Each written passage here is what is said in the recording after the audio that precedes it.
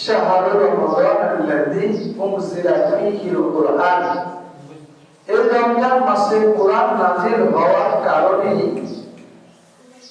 আমাদের এই মাসটিকে রহমত, বরকত, নাজাত এত বরকতময় করে দিয়েছেন।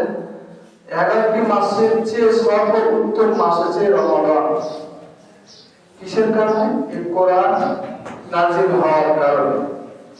আবার বলছেন ইন্না আনজালনাহু ফি লাইলাতুল কদর, লাইলাতুল কদরি খায়রুম মিন আলফি শাহর। আল্লাহ তাআলা এমন এক বিশেষ রাত, সেই রাতে পবিত্র কোরআনকে নাযিল করেছেন, অবতীর্ণ করেছেন। আর লাইলাতুল কদরি খায়রুম মিন আলফি শাহর, হাজার হাজার মাসের চেয়ে সর্বোত্তম রাত। সে রাত আমাদের এখন থেকে শুরু হবে, তালাশ করতে হবে। এই তালাশ করার জন্য আল্লাহ রাসূল সাল্লাল্লাহু আলাইহি ওয়াসাল্লাম ইতিকাফে 10 দিন প্রতি রমজানের শেষ 10 দিন ইতিকাফ করতেন। নিজেকে আবদ্ধ করত, নিজেকে বন্দীর মতো থাকত এই মসজিদ বনে, এবং তার স্ত্রী, ছেলে মেয়েদেরকে, সন্তানদেরকে জানাতো। আর আমরা এমন ব্যক্তি, আমরা সারা মসজিদে গিয়ে ইতিকাফ কি বুঝি না। ইতিকাফ সম্পর্কে আল্লাহ রাসূল এত তালিম দিয়েছেন। আর নিজে যতদিন রমজান পেয়েছেন, সব রমজানের শেষ রমজানের শেষ দশকে আল্লাহ রাসূল সাল্লাল্লাহু আলাইহি ওয়াসাল্লাম ইতিকাফ করতেন। এই কারণে করতেন ইন্না আনজালনাহু ফি লাইলাতিল কদর, লাইলাতুল কদর বিশেষ একটি রাত। এই রাতে কোরআন অবতীর্ণ হওয়ার কারণে লাইলাতুল কদরি খায়রুম মিন আলফি শাহর, হাজার হাজার মাসের চেয়ে উত্তম। আর এই রাত এমন একটি রাত, তানাজ্জালুল মালাইকাতু ওয়ার রূহু ফিহা বিইذনি রাব্বিহিম মিন কুল্লি আমর। তানাজ্জালুল মালাইকা, এই রাতে ফেরেশতাগণ অবতীর্ণ হয়। কেউ ক্ষমার দিকের জন্য, কেউ রিজিকের জন্য, কেউ রহমতের জন্য, কেউ নাজাতের জন্য। এই সমস্ত অবতীর্ণ হয় ফেরেশতারা। আর চাই কেউ বান্দা আছো, এমন এক বিশেষ রাত, তোমরা ক্ষমা চাও, তোমাকে ক্ষমা করে দেব। তোমাদের রিজিক চাও, তোমাদের রিজিক বাড়িয়ে দিব। এই এমন একটা বিশেষ রাত আছে, আমাদেরকে এই বিশেষ রাত পাওয়ার জন্য 20 রমজান থেকে আমাদেরকে ইতিকাফে আবদ্ধ হতে হবে। আর এক হাদিসে আল্লাহ রাসূল সাল্লাল্লাহু আলাইহি ওয়াসাল্লাম এসব করে পবিত্র ভাবে বলে দিয়েছেন, তোমরা শেষ দশকের বিজয় রাতগুলোতে বিশেষ ভাবে তোমরা রাতগুলোতে ইবাদত বন্দেগী করো, তাহলে তোমাদের নসিবে ইতিকাফ হওয়া অবশ্যই হবে। একজন সাহাবী দাঁড়িয়ে বলছে, হে আল্লাহর রাসূল সাল্লাল্লাহু আলাইহি ওয়াসাল্লাম, এই যে লাইলাতুল কদর খায়রুম মিন আলফি শাহর, হাজার হাজার মাসের চেয়ে উত্তম রাত, সে রাত কবে? রাসূল সাল্লাল্লাহু আলাইহি ওয়াসাল্লাম ইরশাদ করে বলছেন, শেষ দশকের বিজয়ের রাতগুলোতে এই সম্ভবত বিজয় রাত আমরা ইবাদত করি শুধু 27 রাত। আসলে 27 রাত কি কোন সহিহ হাদিস বর্ণনা করেছেন? করে না। আল্লাহ রাসূল বলেন তোমাদের হচ্ছে শেষ দশকের বিজয় রাতে কোন রাতে লাইলাতুল কদর আছে আমরা বুঝতে পারি। আল্লাহ তাআলা নির্দিষ্ট ভাবে আল্লাহ রাসূল বলেন। তাই আল্লাহ রাসূল সাল্লাল্লাহু আলাইহি ওয়াসাল্লাম যতদিন বেঁচে ছিলেন, যতদিন রমজান পেয়েছেন, শেষ দশকে ইতিকাফ করত। এই লাইলাতুল কদর, এই হাজার হাজার মাসের উত্তম, সেই মাসের রহমত, সেই মাসের বরকত, সেই মাসের ফজিলত, সেই মাসের গুনাহ মাফ করেন। আর এই মাসটির জন্য, এই সেই দিন, সেই রাত্রিতে পাওয়ার জন্য ইতিকাফ করতেন। আমরা কি ইতিকাফ করা যায় না? করা যায়। এখন বলেন, অনেক কাজ ব্যস্ততায় আমরা ইতিকাফ করতে পারি না, কারণ আমাদের এটা ভাগ্যের দোষ। কারণ এর আগে চুপা করেছি। আল্লাহ রাসূল সাল্লাল্লাহু আলাইহি ওয়াসাল্লাম 3 শ্রেণীর জন্য ধ্বংসের দোয়া করেছেন। এরকম একবার সময় আলোচনা করছিলেন, আল্লাহ রাসূলের সময় হঠাৎ জিবরিল এসে বলছেন, হে আল্লাহ রাসূল, যে ব্যক্তি পিতা মাতা জীবিত অবস্থায় পালো জান্নাত কামাই করতে পারলো না, তার মতন হতভাগা, তার মতন অযোগ্য ব্যক্তি, তার মতন কিয়ামতে ধ্বংসের ব্যক্তি আর কি হতে পারে? রাসূল সাল্লাল্লাহু আলাইহি ওয়াসাল্লাম 3 বার আমিন আমিন আমিন বলে সাক্ষ্য প্রদান করলেন। তারপরে আল্লাহ রাসূলকে আরেকবার 3 নাম্বার বলেছেন, ওই ব্যক্তি যারা, হে আল্লাহ রাসূল, আপনার নাম উচ্চারণ করা হয় তখন এমন বান্দা আছে আপনার প্রতি দরুদ পেশ করে না, ওই ব্যক্তি এই পৃথিবী এবং ওই কিয়ামতের ময়দানে ধ্বংস হোক। আল্লাহ রাসূল সাল্লাল্লাহু আলাইহি ওয়াসাল্লাম 3 বার সাক্ষ্য দিয়ে বললেন, আমিন আমিন আমিন।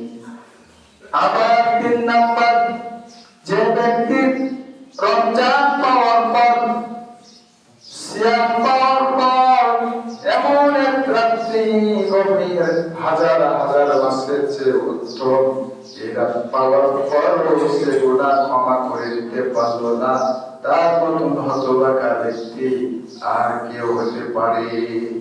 বলেন, তাহলে আল্লাহ রাসূলকে এইভাবে জিবরিল আপনারা বলছেন, তাহলে আমরা কি হতভাগা ব্যক্তি? আমাদের নিজের কর্মের কামাই আমরা নিজেই ধ্বংস করে ফেলছি।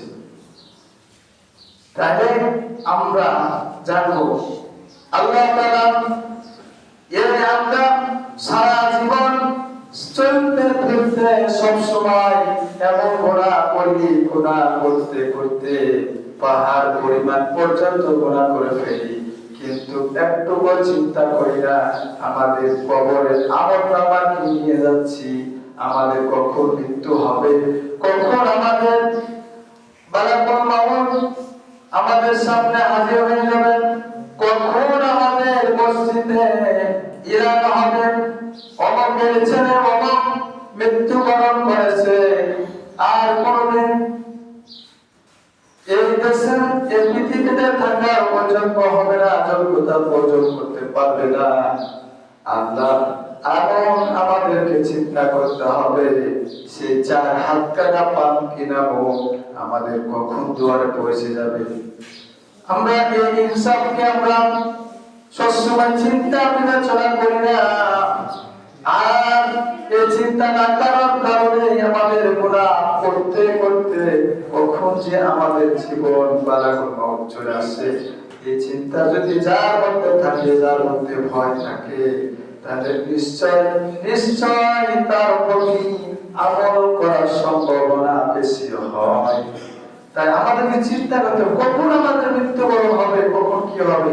তাই আমরা আসি, আল্লাহ তাআলা বলছেন তোমরা গুনাহ করেছো পাহাড় পরিমাণ, এত গুনাহ করেছো, তোমাদের জন্য এমন দোয়া খোলা আছে, সেই দোয়া বলছেন, ইল্লা মান তাবা ওয়া আমানা ওয়া আমিলা সালিহান ফাউলাইকা ইউবাদদিলুল্লাহু সাইয়্যাতিহিম হাসানাত।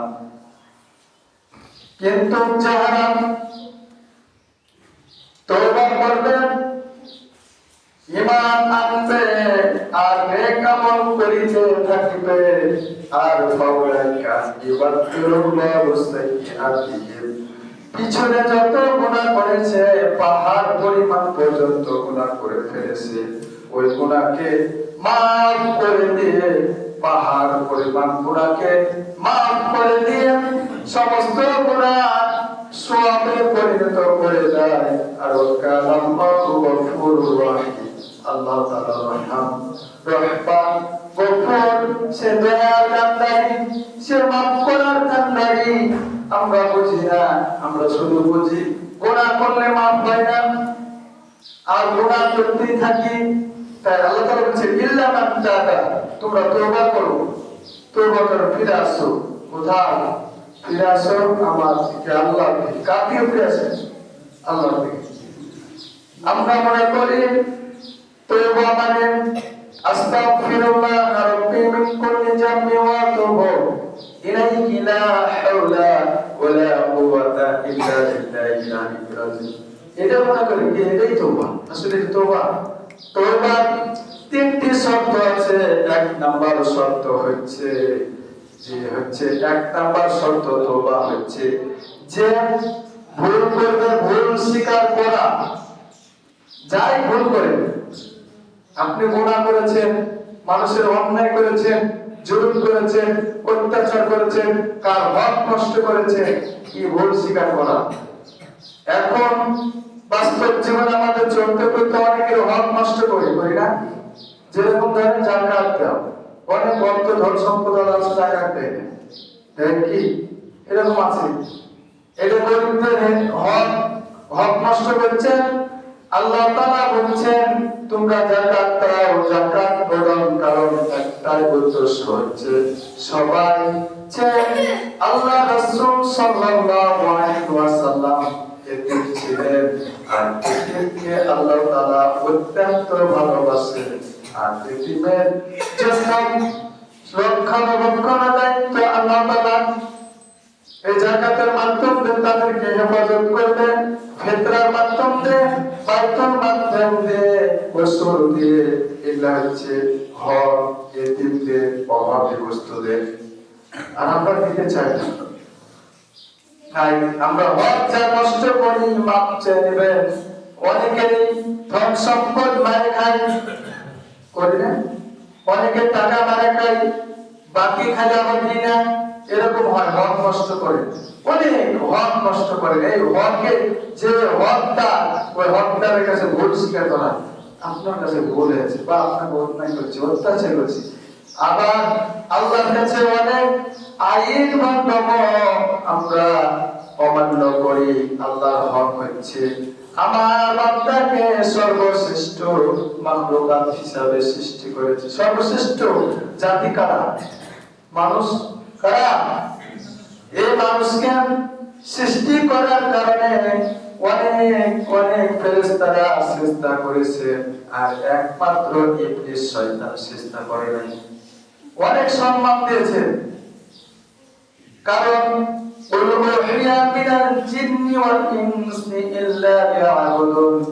আমি মানুষকে সৃষ্টি করলাম, জিন এবং মানুষকে সৃষ্টি করলাম এই জন্য ইল্লা লিয়াবুদুন, আমার ইবাদত করবে। আল্লাহর ইবাদত করি না, আল্লাহ চাওয়া পাওয়া, ভুল স্বীকার করতে হবে। আমরা গুনাহ করি না, যেটা ওয়াকিমুস সালাত, নামাজ পড়ো। ইয়া আইয়ুহাল্লাযীনা আমানু কুতিবা আলাইকুমুস সিয়াম, তোমাদের উপর রোজা ফরজ করা হলো, সিয়াম ফরজ করা হলো, সিয়াম পালন করো। যাকাত আপনাদের জন্য ফরজ করা হয়েছে, মাল ধন সম্পদ থেকে যাকাত দাও।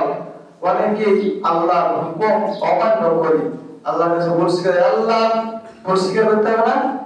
হে আল্লাহ, আমরা সারা জীবন আপনার ইবাদত থেকে বঞ্চিত ছিলাম, নামাজ পড়ি নাই, রোজা করি নাই, হজ করি নাই, যাকাত দেই না, অর্থ সম্পদ ছিল, এতিম মিসকিনদেরকে দান করি নাই, অনেক ভুল করে ফেলেছি আল্লাহ, আমরা গুনাহগার। এবার ভুল স্বীকার করতে হবে কার কাছে? আল্লাহর কাছে। কার কাছে? আমরা অনেক গান বাজনায় লিপ্ত থাকি, এইগুলো ভুল স্বীকার করতে হবে। আল্লাহ, আমরা জীবনে ভুল করেছি, এগুলো ভুল করবো না। অনেক গুনাহ করেছি, এমন গুনাহ করেছি তোমার মানুষের চোখে দেখানো একটা নির্লজ্জ, তাই না? এই থেকে ভুল স্বীকার করতে হবে। এক নাম্বার সত্য, ভুল স্বীকার করতে হবে। দুই নাম্বার সত্য, যে কাজটি করেছেন ওই কাজটিকে ঘৃণা করা। এখন অনেক মানুষ অন্যায় করে, যেরকম মানুষ অত্যাচার করে, জুলুম করে, সুদ খায়, ঘুষ খায়, এই যে সব কিছু অন্যায় অত্যাচার করে, এই সব কাজগুলোকে ঘৃণা করা। আল্লাহ রাসূল সাল্লাল্লাহু আলাইহি ওয়াসাল্লাম বলছেন ৭৭টি ঈমানের শাখা আছে, তার মধ্যে এক নাম্বার শাখা হচ্ছে যার প্রতি অন্যায় দেখে ঘৃণা হয়। অন্যায় দেখে ঘৃণা হয়। ঈমানের প্রথম শাখা হচ্ছে অন্যায় দেখে ঘৃণা করতে হবে। এই যে এটা অন্যায় হচ্ছে, অশ্লীল কাজ হচ্ছে, এটা ঘৃণা করে ছেড়ে দিতে হবে। আমি এটা করেছি, করব না, ঘৃণা করতে হবে। নিকৃষ্ট জিনিস দেখে সুদ একটা মারাত্মক গুনাহ, আর আমরা এই সুদ এমন একটা গুনাহ, নিজের মায়ের জেনা করার চেয়ে অধিক। তাহলে নিজের মায়ের জেনা করা আর সুদ খাওয়া একই রকম। নাউযুবিল্লাহ। আমরা এই সব কাজ থেকে, সবকিছু থেকে ঘৃণা করতে হবে। তাহলে তওবা, ইল্লা মান তাবা, তওবা কবুল হবে। ৩ নাম্বার শর্ত হচ্ছে যে কাজ থেকে গেছিলেন সবকিছু অন্যায় থেকে ফিরে চলে আসতে হবে আল্লাহর পথে, আল্লাহর দিকে, আল্লাহর ডাকে সারাই। যে আল্লাহর খলিল ইব্রাহিম আলাইহিস সালাম যখন যেই মুহূর্তে হুকুম দেওয়া হয়েছে সেই মুহূর্তে আল্লাহর মাথা নত করেছে। আর মুসলিমদের প্রথম পরিচয় হচ্ছে আল্লাহর হুকুমের সময় কোন কৌশল, কোন ফিতনা, কোন কিছু অবনত করা যাবে না। আর এখন মুসলমানদের প্রথমত কাজ হচ্ছে আল্লাহ তাআলা যখনই হুকুম করেন কি তোমাদের উপরে নামাজ ফরজ, এই নামাজ পড়তে হবে, তোমাদের উপর যাকাত ফরজ, যাকাত দিতে হবে, তোমাদের উপর রোজা ফরজ, রোজা করতে হবে, মানুষের সাথে নম্র ভদ্রভাবে কথা বলা, এটা তোমাদের হচ্ছে ঈমানের প্রসঙ্গ, তোমরা এই নম্র ভদ্রভাবে চলতে হবে। যেমন আমাদেরকে যা নির্দেশ করে তাই।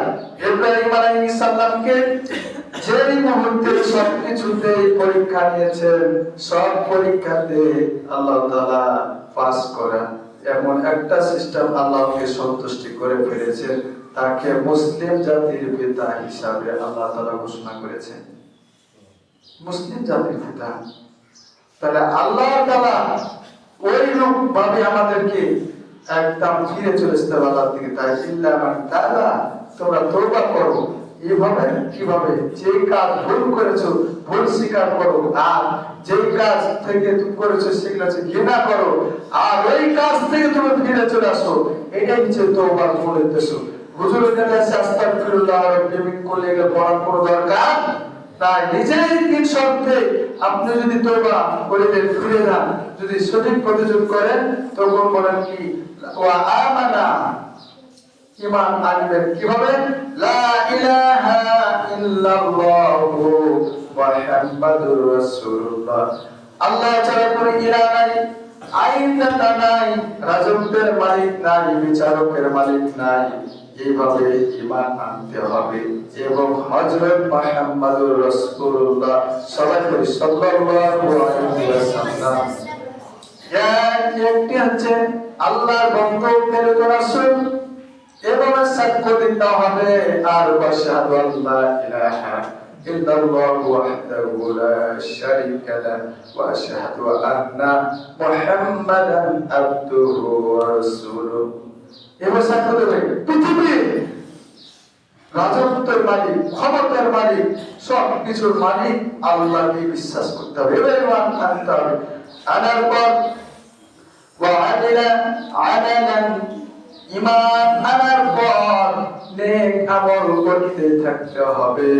ওই নেক আমল হচ্ছে সেই নেক আমল।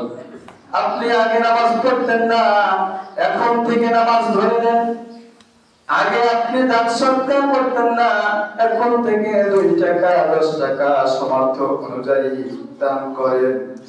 এখন থেকে আপনার স্ত্রী, আপনার মেয়ে বোরকা পর্দা করে না, এখন থেকে তাদেরকে তাগিদ দেন তাহলেই হবে আপনাদের ওয়া আমিলা আমালান সলিহা, তাহলে আপনার নেক আমল করতে থাকাটা এটাই হবে। অনেকে আমাদের সন্তানদেরকে বলি কোন কাজ যদি না যায়, যদি কোন কাজ করে না করে তাদেরকে বাড়ি থেকে বের করে দিই, করি না বলে। আমাদের সন্তানদেরকে যদি একটা কাজের হুকুম করে দেয়, বেটা তুমি অমুক জায়গায় ভাত লাগিয়ে দিয়েছো তো পাটকে, যদি না যায় অনেক শাসন করি, বকি তাকে বাড়ি থেকে বের করে দিই, তখন তাও বলি কি তোমার সারাদিন খেতে দেওয়া হবে না, এরকম এরকম আমরা শাসন করি। কিন্তু একটা বারের বড় বলি না তুমি ফজরের নামাজ পড়েছে কি, তুমি জোহরের নামাজ পড়েছে কি, তুমি মাগরিবের নামাজ পড়েছো কি, তোমার এশারের নামাজ হয়েছে কি, তুমি রোজা করেছো কি, এসব বুঝলি না। শুধু পৃথিবীর দুনিয়ার জগতের জন্য যত যা করা লাগে, এমনকি লাঠি ধরে পিঠ দেওয়া লাগে তাও করি না বলেন। কিন্তু আল্লাহ রাসূল সাল্লাল্লাহু আলাইহি ওয়াসাল্লাম ওই মানুষদেরকে নিজের উম্মতদেরকে বলছেন, যে বাড়িতে জামাতের সহিত, যে বাড়ি থেকে জামাতের সহিত নামাজ পড়ে না, আমার মনে হয়, আমার ইচ্ছা হয় ওই বাড়িতে আমি আগুন দিয়ে জ্বালিয়ে ধ্বংস করে দিই, এত রাগ হয়। যদি তারা নাবালক শিশু না থাকতো তাই করতো। আবার রাসূল সাল্লাল্লাহু আলাইহি ওয়াসাল্লাম বলছেন, তোমাদের সন্তান যখন 8 বছর বয়স হয় তোমরা নামাজের জন্য তাগিদ দাও, যখন 10 বছর বয়স হবে তখন তোমরা নামাজের জন্য তাদেরকে লাঠি ধরো, বকো, বিছানা আলাদা করো। তাও যদি না হয় 11 বছর 12 বছরের বয়স চলে যায়, যদি তাও না হয় তাকে বাড়ি থেকে বের করে দাও। তখন ভারত থেকে না যায়, 12 বছর বয়সে ভারত থেকে না বুঝতে হবে, তাকে বাড়ি থেকে বের করে দাও। নামাজ পড়ে না, সে নামাজ সন্তানের নামাজ পালন করতে হবে, তাই আল্লাহ তাআলা বলেছেন সূরা তাহরিম বলছে, হে বান্দাগণ তোমাদের পরিবার এবং পরিজনকে বাঁচাও সেই অগ্নি থেকে যার ইন্ধন হবে মানুষ এবং পাথর, যার ইন্ধন হবে মানুষ এবং পাথর। তাই ওয়া আমিলা আমালান সলিহা, আমাদেরকে নেক আমল করতে থাকতে হবে। নিজেকে নামাজ, রোজা, হজ, যাকাত যা আল্লাহর কোরআন অনুযায়ী বিধান দেওয়া আছে, ইবাদতের ঘোষণা দেওয়া আছে, ওভাবে আমাদেরকে নেক আমল করতে থাকতে হবে এবং পরিবার পরিজনকে সতর্ক করতে হবে, তাগিদ দিতে হবে। তাহলে তাহলে আপনার নেক আমল হতেই থাকবে, করাই হবে। তাই এই সব 3টা কাজ, ইল্লা মান তাবা, তওবা করে যারা, ওয়া আমালা, যারা আমল, যারা হচ্ছে ঈমান আনে, ওয়া আমিলা আমিলান সালিহা, যারা নেক আমল করতে থাকে, তাদেরকে আল্লাহ তাআলা ডেকে বলছেন ফাউলাইকা ইউবাদদিলুল্লাহু সাইয়্যাতিহিম হাসানাত। আল্লাহ তাআলা ডেকে বলছেন তোমাদের সমস্ত যা পিছনে 40 বছর 50 বছর 60 বছর গুনাহ করেছো, সমস্ত গুনাহ খাতাকে maaf করে দিয়ে ইউবাদদিলুল্লাহু সাইয়্যাতিহিম, গুনাহ maaf করে দিয়ে সওয়াবে পরিণত করে দিয়ে হাসানা ভর্তি করে দেয়, পরিবর্তন করে দেয়। সওয়াব আপনি যা গুনাহ করেছেন সমস্ত গুনাহকে maaf করে দিয়ে আপনাকে সওয়াবে পরিণত করে দেয়। আচ্ছা বড় আশা আছে বলেন। তাহলে আজ থেকে আমাদেরকে তওবা করে ফিরে আসতে হবে, কখন আমাদের সামনে মালাকুল মাউত চলে আসবে। তাই আল্লাহ তাআলা নির্ধারিত 2টা আয়াত পরের পর নাযিল করে বলে দিয়েছেন, কুল্লু নাফসিন যায়িকাতুল মাউত, প্রত্যেক প্রাণীকে মৃত্যু বরণ করতে হবে। আপনি যেখানেই থাকুন না কেন, পালিয়ে থাকুন না কেন, মৃত্যু বরণ অবশ্যই অবশ্যই আসবে, আপনার কাছে মৃত্যু ধরবে। ছাড় নাই, মৃত্যু ধরবে। আবার ভাবলেন না মৃত্যু হওয়ার পর আপনি মাটির সাথে হাড় গুটি সব মিশিয়ে যাবে, আপনাকে আল্লাহ খুঁজে পাবে না, এটা ভাবে দিচ্ছে নাকি? তাও আল্লাহ তাআলা বলছেন তোমাদের কাইফা তাকফুরুনা বিল্লাহি আমওয়াতান ফাহইয়াকুম সুম্মা ইউমীতুকুম সুম্মা ইলাইহি তুরজাউন। আপনার যখন মৃত্যুবরণ করা হয়, আপনি মাটিতে দাফন করার পর মিশিয়ে যাওয়ার পরও মাকে পুনরায় উত্তোলন করা হবে। কোথায়? কিয়ামতের মাঠে। পৃথিবী ধ্বংস করে চূর্ণ বিচূর্ণ করে দিয়েও আপনাকে তুলে দেওয়া হবে। তাও যারা নেককার বান্দা তাদেরকে তো কবরের মধ্যে জান্নাতের আরামদায়ক ঘুম দিয়ে দেয় কিয়ামত পর্যন্ত। আর এই নেককার বান্দারা ওই কিয়ামতের মাঠে ধ্বংস হওয়ার পর আল্লাহর সামনে দাঁড়াতে যাবে, তখন বলবে কি আমাদেরকে কে নিয়ে এলো এখানে? এত আরামে ঘুম ঘুমাচ্ছিলাম, আমাদের কে তুলে নিল?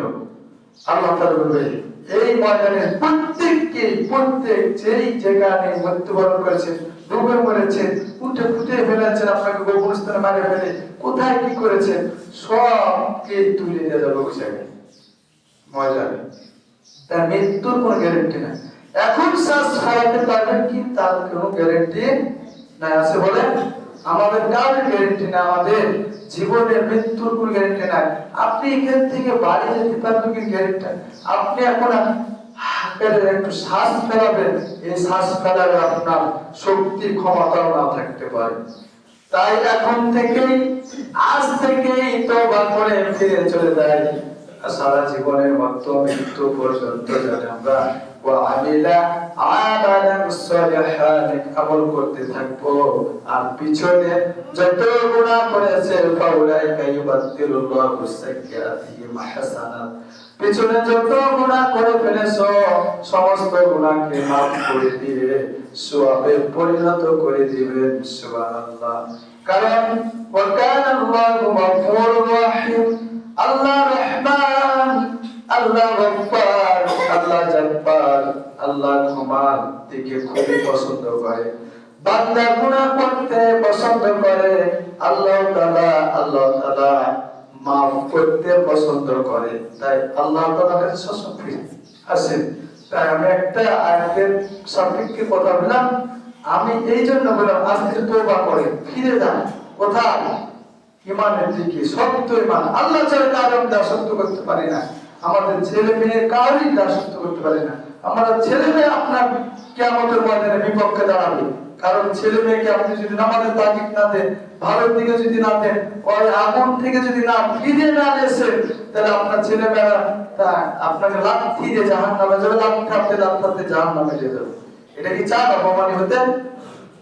এরকম লাথি যাবে। তাহলে কেউ কাহারির জন্য নেক আমলের জন্য দায়ভার হবে না। তাই আমাদের সবসময় চেষ্টা করতে হবে আমাদেরকে নেক আমল করতে হবে, সুস্থ প্রদান করতে হবে। যাই হোক, আমরা তওবা করে ফিরে আসবো। আজকে কত রমজান? 20 রমজান। আজকে ইতিকাফ আজ থেকে ঢুকতে হবে। যারা ইতিকাফে ঢুকবে, আল্লাহ রাসূল সাল্লাল্লাহু আলাইহি ওয়াসাল্লাম বলেছেন ইতিকাফ এত ফজিলত।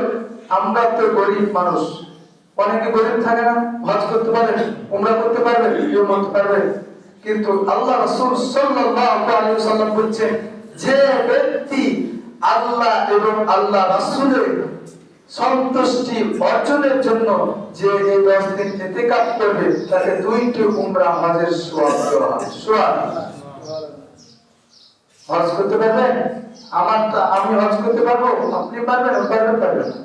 কিন্তু আল্লাহ তাআলা বয়স থেকে বাড়িতে যদি 10 দিন কষ্ট করে যদি আপনি ইতিকাফ করেন, 2টি তো উমরা হজের সওয়াব পান, তাহলে আর কি চাওয়া আছে? 2টি হজের সওয়াব, 2টি উমরা হজের সওয়াব এত পরিমাণ পর্যন্ত একটা উহুদ পাহাড় মিজানের পাল্লায় যদি চাপানো হয়, আর হচ্ছে আরেকটি কোনার পাল্লা যদি চাপানো হয়, সমস্ত 40 বছর 50 বছর যা গুনাহ করেছিল গুনাহ ভার যদি ওই আরেক মিজানের পাল্লা দেওয়া হয়, আর একটা উহুদ পাহাড় যদি দেওয়া হয়, আর শত শত গুণ ভারী ডুবে আরে আমাদের কি নেক আমল মাপানো হবে না? তাই এই আমাদের যে উমরা হজের সওয়াব, শুধু তাই বলে শেষ করে দেয় নাই। আল্লাহ রাসূল সাল্লাল্লাহু আলাইহি ওয়াসাল্লাম বলেছেন, এবং কি আল্লাহ তাআলা বলেছেন, তানাজ্জালুল মালাইকাতু ওয়ার রূহু ফিহা বিইذনিহিম মির রাব্বিহিম মিন কুল্লি আমর। এমন একটা রাতে ফেরেশতারা প্রথম আসমানে আছে, আর দেখতেন যার গুনাহ আছে আমি গুনাহ করেছি ক্ষমা করে দেব, কার রিজিকের অভাব, কার কি সমস্যা, সবকিছু ওই দিনে ওই সময় ফেরেশতারাকে অবতীর্ণ করে তাদেরকে সবকিছু দিয়ে দেন। তাই আমাদেরকে ইতিকাফ করতে হবে। আর ইতিকাফ করা এত ফজিলত সম্পর্কে আলোচনা করতে অনেক, এর আগেও বলেছি। তো আমরা ইতিকাফ করব, কি করব? ইতিকাফ ইনশাআল্লাহ আল্লাহ তাআলা আমাদেরকে ইতিকাফ সুষ্ঠুভাবে, আর ইতিকাফ অবস্থায় আপনারা বেশি বেশি নফল নামাজ, কোরআন তেলাওয়াত, কিছু কিছু ছোট ছোট তাসবিহ আমল এগুলো করবেন। আর সময় ইতিকাফ অবস্থায় অনেকে দেখা যায় ইতিকাফের মধ্যে ইতিকাফ করে না। গতবার আমি দেখেছিলাম ইতিকাফের মধ্যে ইতিকাফ করে না। বাড়ির ধান্দা ছেড়ে দিতে হবে, মসজিদে আল্লাহর ধান্দায় দেখতে হবে। আল্লাহ আমাকে মাফ করলো কিনা, আল্লাহ আমাকে এই থেকে আমাকে দিল কিনা, এই প্রচেষ্টায় এইভাবে দাঁড়িয়ে থাকতে হবে, আল্লাহকে সন্তুষ্টি করে ফেলতে হবে। এই ইতিকাফ থাকে। তাহলে আমরা ইতিকাফ করব। আর আলোচনা নয়, আল্লাহ তাআলা যেন আমাদেরকে যতটুকু শুনলাম তওবা করি আল্লাহ ঈমান, সত্য ঈমানদার, পাকা ঈমানদার হওয়ার জন্য নেক আমল যেন সারা জীবন করতে পারি, সে আল্লাহ তাআলার কাছে দোয়া করি। সবাই বলে আমিন। ওয়া আখিরু দাওয়ানা আলহামদুলিল্লাহি রাব্বিল আলামিন। আসসালামু আলাইকুম।